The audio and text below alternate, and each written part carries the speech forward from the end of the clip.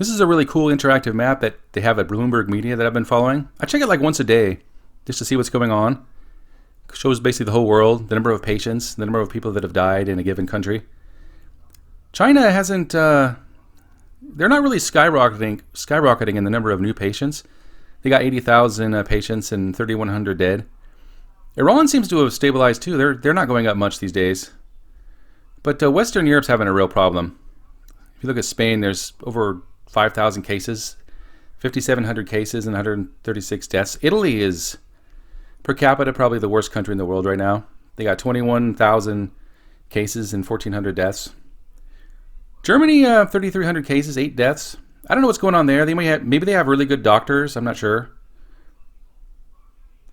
Britain is 1,121 deaths. The U.S. is having a problem. We're actually going up. We got 2,600 patients and 58 deaths. But the biggest problem is definitely in Western Europe. If you look at Spain, they got a population of about 47 million, and they got more patients than we do.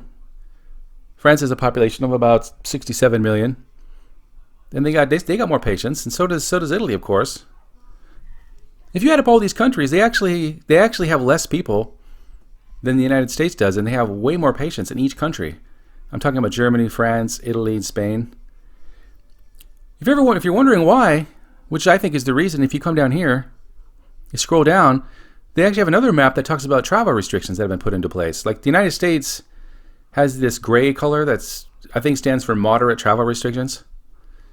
This white, it basically means countries that haven't put in any travel restrictions, and most of Western Europe fits into this category. Italy has them now, but they didn't have them when at the outset. They've now imposed them. But like, here's something really interesting. Like Russia is colored by this red, which stands for very strict travel restrictions that were put in like right away. This is up to date. It doesn't mean what was put into place at the outbreak. This is actually current because this map app updates. But since these guys are still white, they're still not restricting travel in most of Western Europe. In Russia, this is very interesting, has a total of 59 confirmed cases and 0 deaths. These same people that put in on these strict travel restrictions right at the outset. And when you consider that the U.S. is much better off than Western Europe, obviously travel restrictions were a really good idea.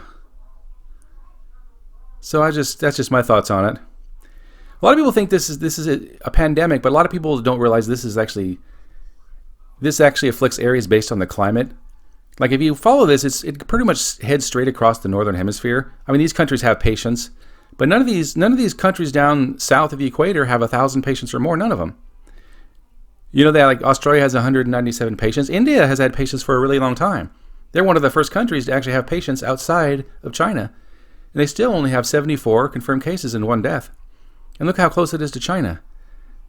Vietnam was one of the first countries outside of China to have infections, and they still only have 53 cases. The Philippines has 111 cases. That's the first country to actually have the first death outside of China took place in the Philippines. It's entirely because of climate, and a lot of people don't realize this.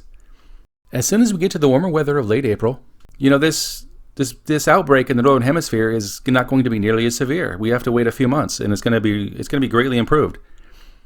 And you can tell by just looking at the countries that are getting hit.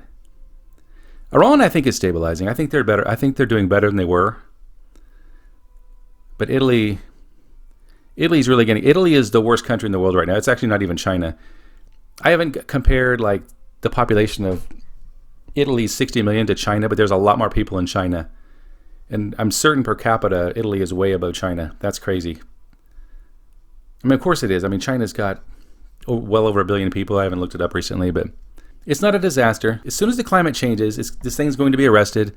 So people don't need to go to the grocery stores and like fill their house with toilet paper and sanitary napkins, whatever. They're looting the entire stores out of all their provisions so that other people can't buy anything.